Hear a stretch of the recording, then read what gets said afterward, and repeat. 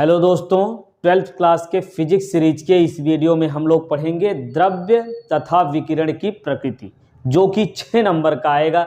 इसमें बहुत कम ही टॉपिक हैं जिनको पढ़ करके आप आसानी से 6 नंबर ले आ सकते हैं। कौन कौन से टॉपिक हैं, क्या क्या पढ़ना है, इसको सबसे पहले देखेंगे। क्या है? विकिरण की द्वित प्रकृति पढ़ेंगे, फिर प्रकाश विद्युत प्रभाव, और प्रकाश विद्युत प्रभाव के बाद लेनार्ड तथा हर्ट्ज का प्रेक्षण पढ़ लेना है। फिर देहली ऊर्जा या जिसी को कार्यफलन कहते हैं, इसको पढ़ेंगे। फिर देहली आवृत्ति, जिसको निरोधी आवृत्ति या संस्तब्ध आवृत्ति भी कहते हैं, इसको पढ़ेंगे। फिर देहली तरंग दैर्ध्य पढ़ेंगे। देहली तरंग दैर्ध्य के बाद प्रकाश विद्युत उत्सर्जन के नियम पढ़ेंगे। प्रकाश विद्युत उत्सर्जन के नियम के बाद आइंस्टीन का प्रकाश विद्युत समीकरण, आइंस्टीन का प्रकाश विद्युत समीकरण, ये बहुत ही इंपॉर्टेंट है। इसके बाद पढ़ेंगे तरंग दैर्ध्य तथा संवेग में संबंध, फिर तरंग दैर्ध्य और गतिज ऊर्जा में संबंध। फिर पढ़ेंगे आपतित प्रकाश की आवृत्ति तथा उत्सर्जित इलेक्ट्रॉन की गतिज ऊर्जा के मध्य ग्राफ और इनके बीच का समीकरण। बस इतना ही पढ़ना है हमको। तो चलिए सबसे पहले हम लोग शुरुआत करते हैं विकिरण की द्वित प्रकृति। विकिरण की द्वित प्रकृति क्या होता है? विकिरण में तरंग और कण दोनों गुण पाए जाते हैं, या कह लीजिए विकिरण जो है तरंग और कण दोनों प्रकार से व्यवहार करता है, कभी कण की तरह कभी तरंग की तरह। और कण के देखिए, कण की प्रकृति होती है और तरंग की प्रकृति, दोनों प्रकृति होती है विकिरण की। यही है विकिरण की द्वित प्रकृति, ठीक है। और तरंग प्रकृति से हम परावर्तन, अपवर्तन, व्यतिकरण, विवर्तन और ध्रुवण की व्याख्या कर सकते हैं। तरंग प्रकृति से कौन कौन? परावर्तन, अपवर्तन, व्यतिकरण, ध्रुवण की व्याख्या कर सकते हैं। और कण प्रकृति से प्रकाश विद्युत प्रभाव और क्वांटम सिद्धांत की व्याख्या की जा सकती है। बस द्वित प्रकृति में आपको इतना ही लिखना है। द्वित प्रकृति के बाद अब हम पढ़ेंगे प्रकाश विद्युत प्रभाव। प्रकाश विद्युत प्रभाव क्या होता है कि जब धातु की सतह पर प्रकाश पड़ता है, जब प्रकाश धातु की सतह पर पड़ता है तो इलेक्ट्रॉन का उत्सर्जन होने लगता है, इलेक्ट्रॉन का उत्सर्जन होने लगता है। इस प्रक्रिया को या इस घटना को प्रकाश विद्युत प्रभाव कहते हैं। और जो इलेक्ट्रॉन उत्सर्जित हो रहा है, ध्यान दीजिए, जो इलेक्ट्रॉन उत्सर्जित होता है इस इलेक्ट्रॉन को हम कहते हैं फोटो इलेक्ट्रॉन या प्रकाश इलेक्ट्रॉन। बात समझ में आई? प्रकाश विद्युत प्रभाव फिर समझिए क्या है। ये धातु है, मान लो धातु है।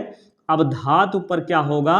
प्रकाश आपतित होगा, प्रकाश आपतित होता है, फिर इलेक्ट्रॉन इससे बाहर निकलता है। इलेक्ट्रॉन जो बाहर निकलता है, इस निकलने वाले इलेक्ट्रॉन को फोटो इलेक्ट्रॉन या प्रकाश इलेक्ट्रॉन कहते हैं। ये जो है प्रकाश विद्युत प्रभाव हो गया। प्रकाश विद्युत प्रभाव को इस प्रकार से भी समझा जा सकता है। हर्ट्ज ने क्या किया कि एक विद्युत विसर्जन नली लिया जिसमें धातु की 2 छड़ें लगा दी। क्या लगा दी?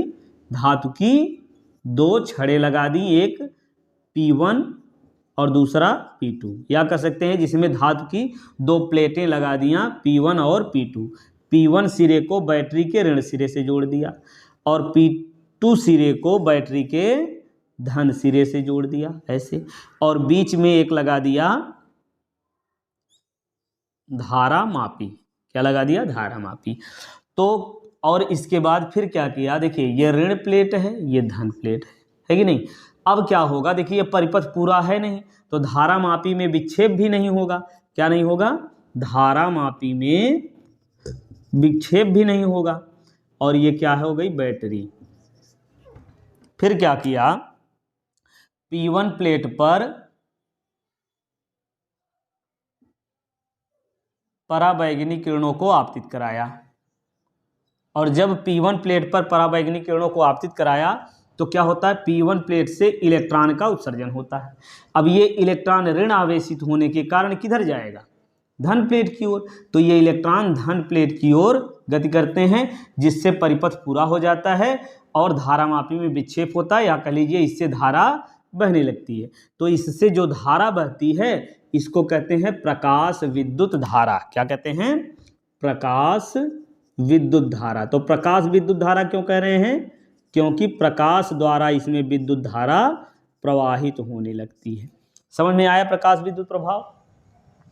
विद्युत विसर्जन नली में धातु की 2 प्लेटें लिया, एक प्लेट को बैटरी के ऋण सिरे से, दूसरी प्लेट को बैटरी के धन सिरे से जोड़ दिया और बीच में एक धारामापी लगा दिया। तो धारामापी में तो पहले विक्षेप नहीं होता है, फिर क्या किया कि P1 प्लेट पर परावैगनी किरणों को आपतित कराया, यानी परावैगनी प्रकाश की किरण को आपतित कराया। तो P1 प्लेट से इलेक्ट्रॉन का उत्सर्जन होने लगता है और ये इलेक्ट्रॉन P2 प्लेट की ओर गति करता है, जिससे परिपथ पूरा हो जाता है और धारा इसमें बहने लगती है। जो धारा बहती है इसे प्रकाश विद्युत धारा कहते हैं। अब इसके बाद हम लोग पढ़ेंगे हर्ट्ज तथा लेनार्ड का प्रेक्षण। ये फिगर आप देखिए ध्यान से, इसमें क्या है, विद्युत विसर्जन नली में धातु की 2 प्लेटें लगी हुई हैं और इन प्लेटों के बीच दिक् परिवर्तक, धारा नियंत्रक और धारामापी को इस प्रकार से चित्रानुसार जोड़ दिया जाता है। तो फिर जब P1 प्लेट से जोड़ दिया जाता है, इसको इतना लिख करके आप फिगर बनाएंगे इस प्रकार से, और फिर क्रिया विधि समझाएंगे। नीचे क्या प्रेक्षण किया इन्होंने, मतलब क्या देखा कि जब P1 प्लेट पर प्रकाश की किरण, परावैगनी प्रकाश की किरण आपतित होती है P1 प्लेट पर, तो P1 प्लेट से इलेक्ट्रॉन का उत्सर्जन होता है और धारा बहने लगती है। तो पहली बात इन्होंने नोट किया कि जब आपतित प्रकाश की तीव्रता बढ़ाते हैं, तीव्रता बढ़ाने का मतलब अधिक मात्रा में प्रकाश आपतित हुआ, अधिक मात्रा में प्रकाश जब आपतित होता है यानी तीव्रता प्रकाश की बढ़ जाती है। आपतित प्रकाश की तीव्रता को जब इन्होंने बढ़ा दिया तो क्या होता है, इलेक्ट्रॉन के उत्सर्जन की दर बढ़ जाती है, मतलब अधिक मात्रा में इलेक्ट्रॉन उत्सर्जित होने लगता है। बात समझ में आई? अधिक मात्रा में इलेक्ट्रॉन उत्सर्जित होने लगता है। बात पहला क्या पॉइंट मिला कि आपतित प्रकाश की तीव्रता बढ़ाने पर इलेक्ट्रॉन के उत्सर्जन की दर अधिक हो जाती है। ठीक। दूसरी बात, विभव को जब इसमें दिक् परिवर्तक द्वारा विभव को कम करते हैं तो धारा के मान में कमी होती है। विभव का मान जब कम करते हैं तो धारा के मान में भी कमी आती है। तो वह विभव जिस पर धारा का मान 0 हो जाता है, इस विभव को निरोधी विभव, संस्तब्ध विभव या फिर इसी को हम कहते हैं देहली विभव। समझ में आया? देहली विभव, निरोधी विभव या संस्तब्ध विभव क्या है? वह विभव जिस पर धारा का मान 0 हो जाता है वो देहली विभव कहलाता है, या निरोधी विभव या संस्तब्ध विभव कहलाता है। समझ में आई बात? अब इसके बाद अगला पॉइंट ये आपको याद रखना है कि देखिए अभी बताया हमने उत्सर्जन की दर किस पर निर्भर कर रही है, आपतित प्रकाश की तीव्रता पर, यानी आपतित प्रकाश की तीव्रता जब बढ़ाएंगे तो उत्सर्जन की दर बढ़ जाती है, अधिक मात्रा में इलेक्ट्रॉन उत्सर्जित होने लगते हैं। ठीक है। और यदि आपतित प्रकाश की आवृत्ति को बढ़ा देंगे, आपतित प्रकाश की आवृत्ति बढ़ा देंगे तो क्या होता है, इलेक्ट्रॉन जो उत्सर्जित हो रहा है इसकी गतिज ऊर्जा बढ़ जाती है, इलेक्ट्रॉन की गतिज ऊर्जा बढ़ जाती है। समझ में आया? दूसरा पॉइंट क्या कि आवृत्ति बढ़ाने पर गतिज ऊर्जा बढ़ रही है, तीव्रता बढ़ाने पर उत्सर्जन की दर अधिक हो रही है, और वह विभव जिस पर धारा का मान 0 हो जाता है वह निरोधी विभव या संस्तब्ध विभव या देहली विभव कहलाता है।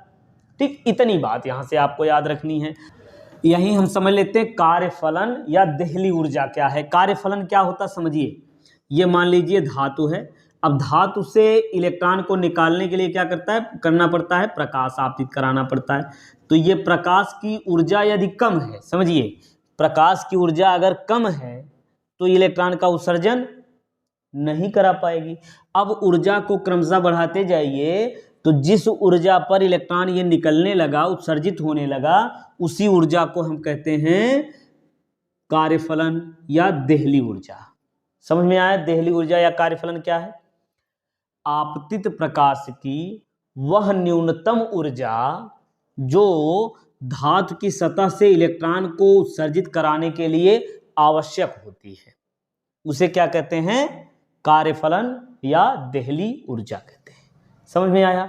अब इसी प्रकार से आप परिभाषित कर सकते हैं देहली आवृत्ति, या जिसको निरोधी आवृत्ति या संस्तब्ध आवृत्ति कहते हैं। ये क्या होता है, आपतित प्रकाश की, सेम वही चीज, आपतित प्रकाश की वह न्यूनतम आवृत्ति जो धातु की सतह से इलेक्ट्रॉन को उत्सर्जित कराने के लिए आवश्यक होती है, वह न्यूनतम आवृत्ति। आपतित प्रकाश की वह न्यूनतम आवृत्ति जो धातु की सतह से इलेक्ट्रॉन का उत्सर्जन करा देती है वो क्या कहलाती है?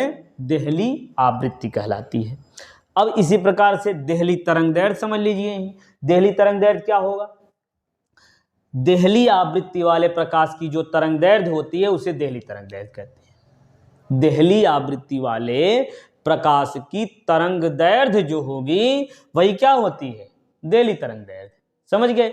अब इसमें देखिए संबंध हमको निकाल लेना, यही निकाल लेते हैं। कार्यफलन, यदि मान लेते हैं यदि किसी धातु का कार्यफलन W है, क्या है? W, यानी धातु की सतह से इलेक्ट्रॉन को निकालने के लिए W जूल कार्य करना पड़ता है। और देहली आवृत्ति, देखिए कार्यफलन हो गया W और देहली आवृत्ति न्यू नॉट और देहली तरंगदैर्घ्य लैम्डा नॉट है। तो क्या होता है? कार्यफलन W बराबर होता है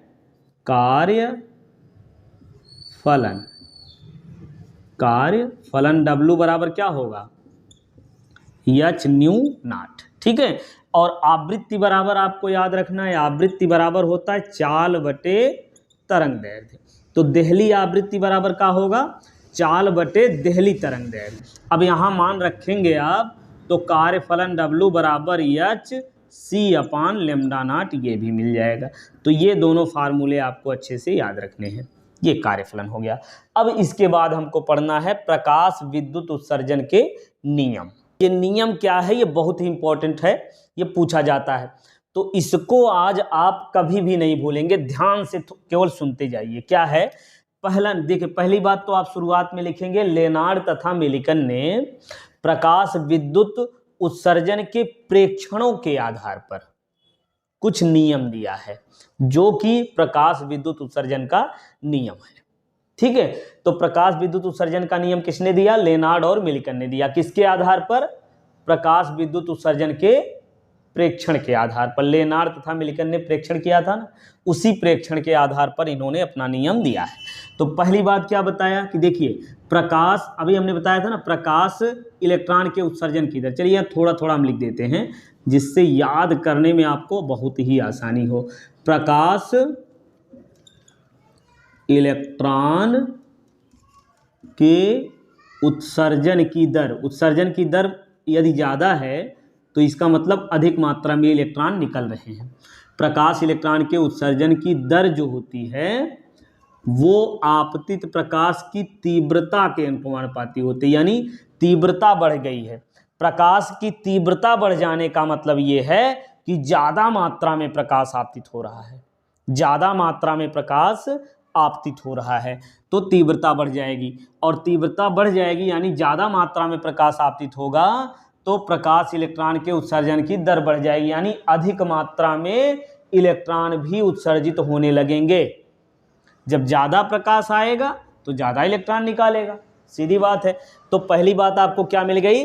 प्रकाश इलेक्ट्रॉन के उत्सर्जन की दर आपतित प्रकाश की तीव्रता के अनुक्रमानुपाती होता है, यानी तीव्रता बढ़ जाएगी तो प्रकाश इलेक्ट्रॉन के उत्सर्जन की दर भी बढ़ जाएगी। अब दूसरी बात, प्रकाश इलेक्ट्रॉन की जो गतिज ऊर्जा होती है, प्रकाश ऐसे लिख दें, प्रकाश इलेक्ट्रॉन की गतिज ऊर्जा, प्रकाश इलेक्ट्रॉन की गतिज ऊर्जा जो होती है वो तीव्रता पर निर्भर नहीं करती है। यानी ज़्यादा मात्रा में प्रकाश निकलेगा, आएगा, आपतित होगा तो जो इलेक्ट्रॉन उत्सर्जित हो रहा है उसकी गतिज ऊर्जा नहीं बढ़ जाएगी, मतलब तेजी से नहीं निकलेगा।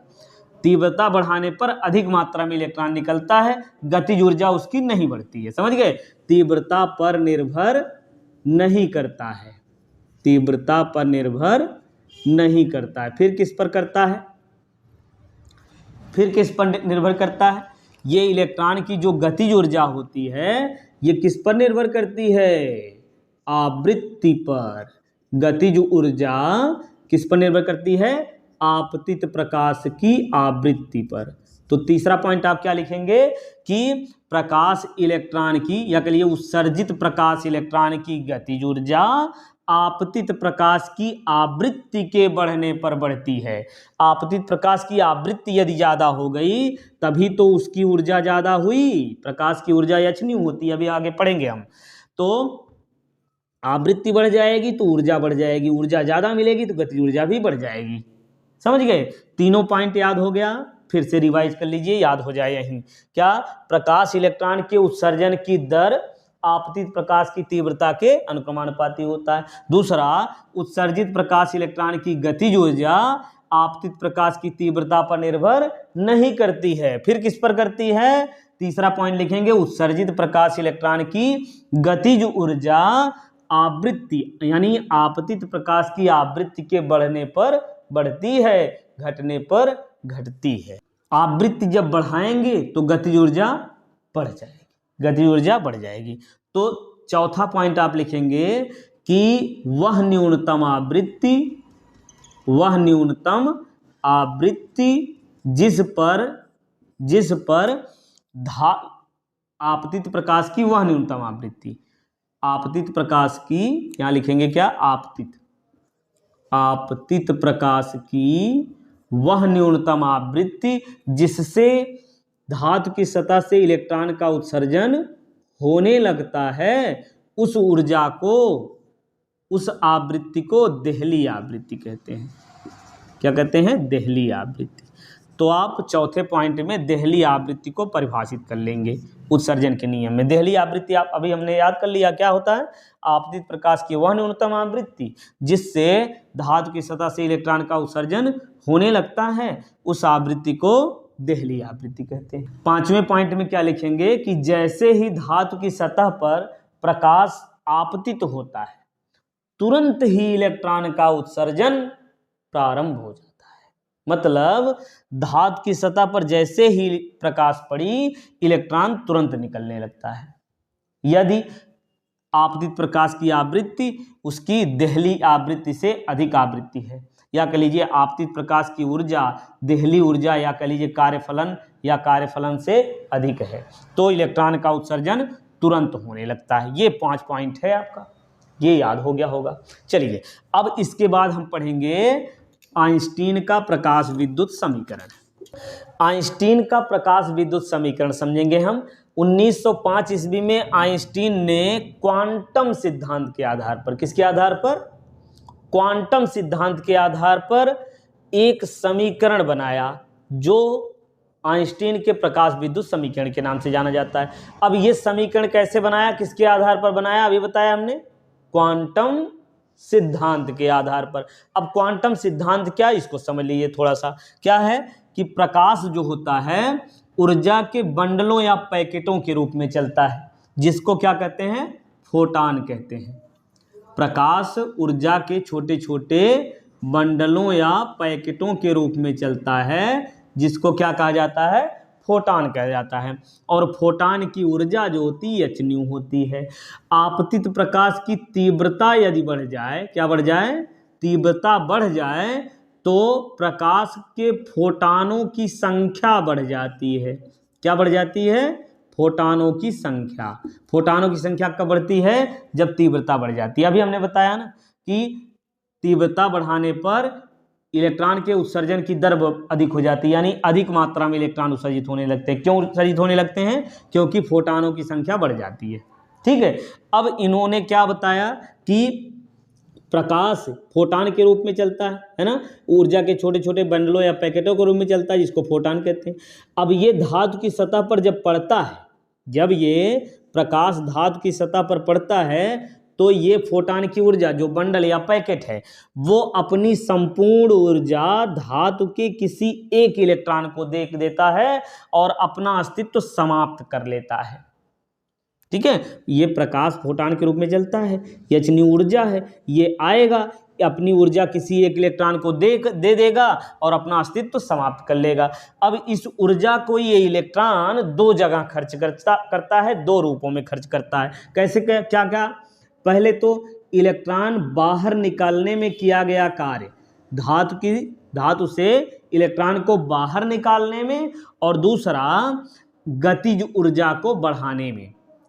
इलेक्ट्रॉन निकलेगा फिर उसकी गति ऊर्जा बढ़ेगी। समझ में आया?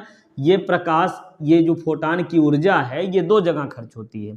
ये फोटॉन आया, अपना अस्तित्व खत्म कर दिया, इलेक्ट्रॉन को पूरी ऊर्जा दे दिया, अब इस ऊर्जा को इलेक्ट्रॉन दो जगह खर्च करेगा। पहले तो बाहर निकलेगा, बाहर निकलने में कुछ कार्य करना पड़ेगा, तो बाहर निकलने में जो कार्य करना पड़ता है उसको क्या कहते हैं, कार्यफलन।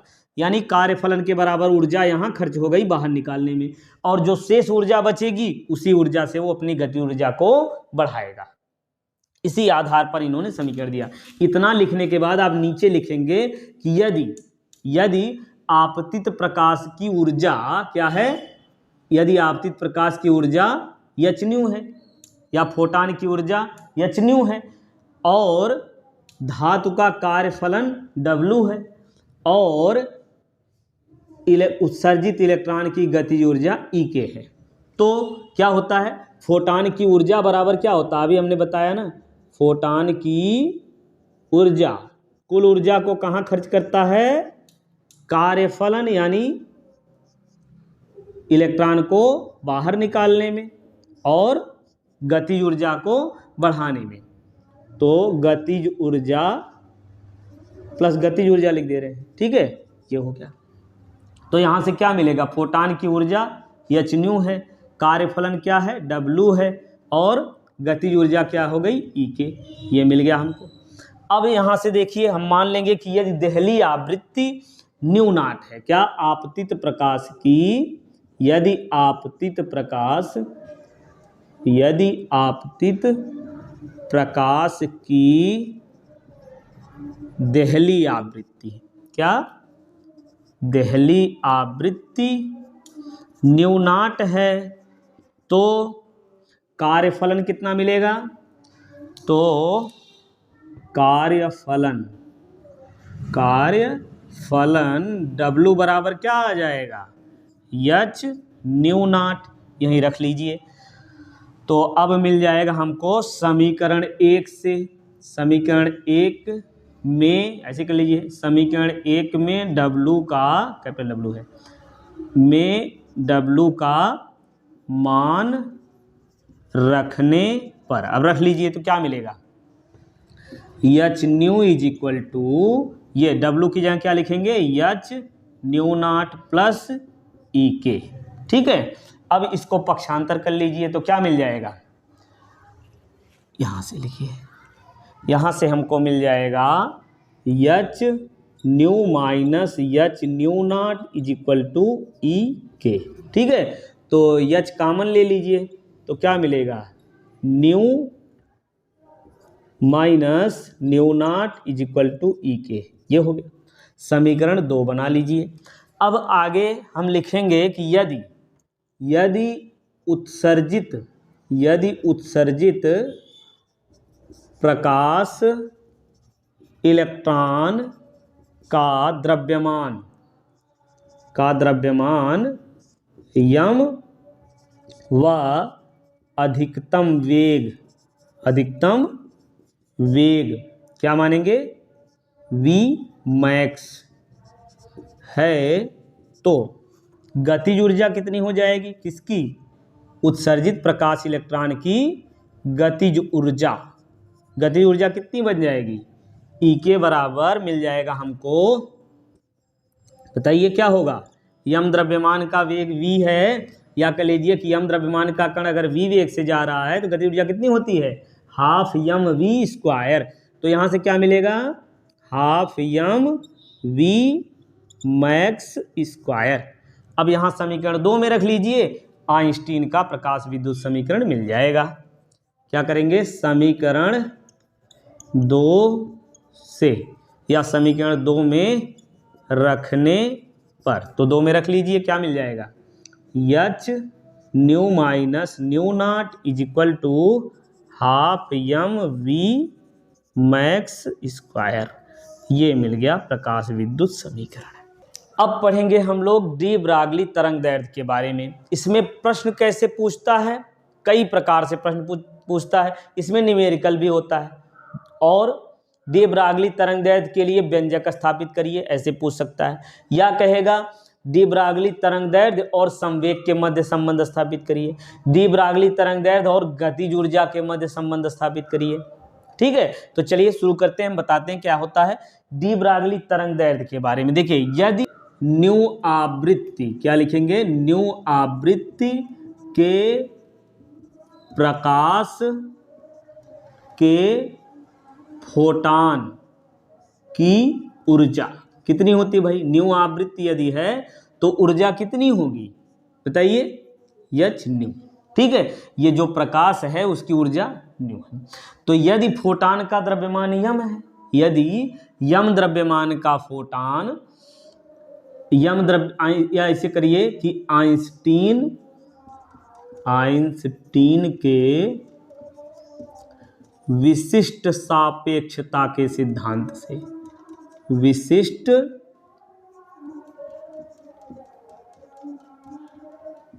सापेक्षता के सिद्धांत से यम द्रव्यमान के फोटान की ऊर्जा, आइंस्टीन के अनुसार ऊर्जा E बराबर क्या होता है, यम द्रव्यमान है तो यम सी स्क्वायर। यदि यम द्रव्यमान के फोटान पूरा नष्ट होता है तो उससे कितनी ऊर्जा उत्सर्जित होगी, यम सी स्क्वायर के बराबर। ठीक है, और यहाँ हमने ऊर्जा h न्यू लिखा है, तो इसको चलिए समीकरण 1 मान लीजिए, इसको 2। तो अब यहाँ लिखेंगे समीकरण 1 व समीकरण 2 से। तो समीकरण 1 व 2 से क्या मिलेगा आपको बताइए, दोनों ऊर्जाएं बराबर हैं, तो यहाँ लिख लीजिए m c square is equal to h new.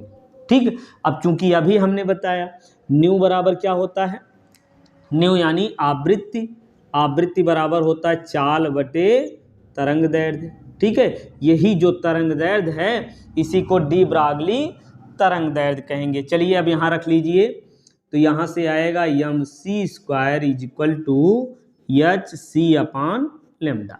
तो लेमडा को इधर करिए, तो यहाँ से आ गया lambda is equal to h c upon m c square. तो यहाँ से C काट लीजिए, तो यहाँ से मिल गया हमको क्या, आगे लिखें, चलिए यहाँ से लिख देते हैं, लेमडा इज इक्वल टू क्या मिल गया, H अपान यम सी। तो यम द्रव्यमान है किसका, फोटान का, और कितनी वेग से आ रहा है, c वेग से, और द्रव्यमान गुणे वेग क्या होता है, संवेग। तो यहाँ से आ जाएगा हमारा संवेग बराबर, संवेग P कहते हैं, संवेग P बराबर क्या बनेगा, यम सी। तो यहाँ रख दीजिए lambda is equal to H upon P। तो ये मिल गया डी ब्रागली तरंग दैर्ध्य। ठीक है, डी ब्रागली तरंग दैर्ध्य लेमडा बराबर H अपान P मिल गया ये हमको। अब इसके बाद हमको निकालना है आगे गतिज ऊर्जा, तरंग दैर्ध्य और गतिज ऊर्जा के मध्य संबंध। चलिए अब देखते हैं तरंग दैर्ध्य और गतिज ऊर्जा के मध्य संबंध। समझिए ध्यान से, यदि यम द्रव्यमान का कण, क्या मानेंगे, यदि यम द्रव्यमान का कण v वेग से गति कर रहा है, यम द्रव्यमान का कण v वेग से गति कर रहा है, तो डी ब्रागली तरंग दैर्ध्य, तो डी ब्रागली तरंग दैर्ध्य क्या होता है, lambda is equal to H upon P यानी संवेग, और संवेग बराबर क्या होता है, द्रव्यमान गुणे वेग। ठीक है, तो ये मिल गया डी ब्रागली तरंग दैर्ध्य। अब समझेंगे हम, देखिए गतिज ऊर्जा निकालनी, क्योंकि यहाँ मिला है वेग। अब लिखेंगे हम कि यम द्रव्यमान के कण, यम द्रव्यमान पूरा लिख दे रहे हैं, यम द्रव्यमान के कण की गतिज ऊर्जा, क्या, गतिज ऊर्जा। तो गतिज ऊर्जा E के बराबर क्या होगा, क्या होगा, हाफ यम v स्क्वायर। तो यहाँ से v का मान निकाल करके यहाँ रख देंगे, तो हमको मिल जाएगा तरंग दैर्ध्य और गतिज ऊर्जा में संबंध। चलिए निकालिए, तो क्या होगा, 2 से गुणा हो गया इधर, 2e के बराबर यम v स्क्वायर। अब यहाँ से v स्क्वायर बराबर क्या बनेगा, यम को नीचे लाइए, 2e के अपान यम, या गतिज ऊर्जा को k से ही प्रदर्शित कर लीजिए, है ना, k से ही लिखिए, k बराबर इतना। तो अब यहाँ से मिल जाएगा हमको 2k अपान यम। तो v स्क्वायर, चूंकि यहाँ v है तो क्या करेंगे, v का मान निकालेंगे, तो v बराबर मिलेगा हमको अंडर रूट 2k अपान यम। अब v का यह मान समीकरण 1 में रख देंगे, v का यह मान समीकरण कहाँ रखेंगे, 1 में रखने पर। अब समीकरण 1 में रखिए तो क्या मिलेगा, ये रख के देखिए, lambda is equal to h upon m, फिर v की जगह क्या लिखेंगे, ये पूरा अंडर रूट 2k अपान यम, है ना। अब इस यम को जब अंदर करेंगे, रूट के अंदर करेंगे, तो इसको कितनी बार लिखेंगे, 2 बार। तो चलिए इसको लिख करके देखिए क्या मिलेगा, lambda is equal to h upon under root, ये यम स्क्वायर हो गया, आगे 2k अपान यम, तो यहाँ से स्क्वायर और ये यम कट गया, तो मिला क्या हमको, lambda is equal to h upon under root 2k m. ये मिल गया हमारा फार्मूला, क्या, गतिज ऊर्जा और डी ब्रागली तरंग दैर्ध्य में संबंध। अब यदि मानेंगे, नीचे से लिखेंगे कि यदि, इसको थोड़ा सा यहाँ लिखेंगे कि यदि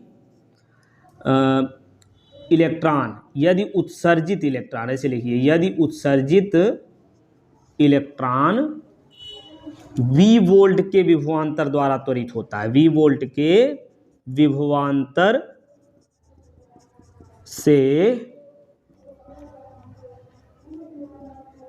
त्वरित होता है, तो क्या होगा, तो गतिज ऊर्जा यानी पूरी ऊर्जा जो होगी वो गतिज ऊर्जा के रूप में संचित हो रही है, तो गतिज ऊर्जा के बराबर क्या होगा, देखिए, क्यू कूलाम के आवेश को किसी वैद्युत क्षेत्र में ले आने में किया गया कार्य यदि W है, तो V बराबर क्या हम लोग जानते हैं विभवांतर की परिभाषा से, V बराबर W अपान Q, यानी किया गया कार्य W बराबर Q इंटू V होगा। आवेश गुणे विभवांतर कर देंगे तो हमको मिल जाएगा कार्य, क्या मिल जाएगा, कार्य, और जितना कार्य किया जाएगा वही ऊर्जा के रूप में संचित हो जाता है, यानी QV जो है यही ऊर्जा हो जाएगा। अब Q की जगह यहाँ क्या है, इलेक्ट्रॉन, तो अब इलेक्ट्रॉन V वोल्ट के विभवांतर से त्वरित हो रहा है, तो इसकी ऊर्जा कितनी होगी, EV हो जाएगी, पूरी ऊर्जा गतिज ऊर्जा के बराबर EV आ गया। अब K का यही मान यहाँ रख दीजिए, तो हमको मिल जाएगा विभवांतर और तरंग दैर्ध्य यानी डी ब्रागली तरंग दैर्ध्य के मध्य संबंध। इसको लिखेंगे समीकरण, यहाँ हमने बनाया समीकरण 1 और इसको बना लेंगे समीकरण 2। अब K का यह मान कहाँ रखेंगे, समीकरण 2 में रखने पर। अब समीकरण 2 में रख लीजिए तो क्या होगा, समीकरण 2 में रखिए, क्या मिलेगा, लेमडा बराबर ये आ जाएगा एच अपान, ध्यान दीजिए, अंडर रूट 2k की जगह क्या लिखेंगे, EV और ये यम, ठीक है। अब ये हमको मिल गया तरंग दैर्ध्य, ध्यान समझिए, एच क्या होता है, प्लांक नियतांक, और एच का मान होता है 6.63 गुणे 10 की घात माइनस 34, ठीक है।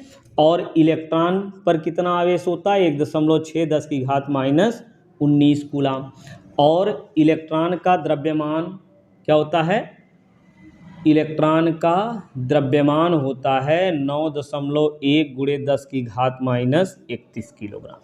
अब ये जब मान यहाँ पर हम रखेंगे और रख करके सॉल्व करेंगे तो हमको मिलेगा लेमडा बराबर, ये याद रखना आपको अच्छे से, 12.27 गुणे 10 की घात माइनस 10 ऐसे लिख लीजिए, या इसी को एंगस्ट्राम में कर लीजिए, अपान अंडर रूट, देखिए ये क्या बचा, V, बस अंडर रूट V लिख लीजिए, बाकी सभी तो कांस्टेंट हैं, E M H रख दिया, 2 गिनती है उसको रख दिए, ये मिल गया हमारा तरंग दैर्ध्य। इतना लिखिए, या इसी को हम लिख सकते हैं लेमडा इज इक्वल टू 12.27 बटे अंडर रूट V, इतना एंगस्ट्राम।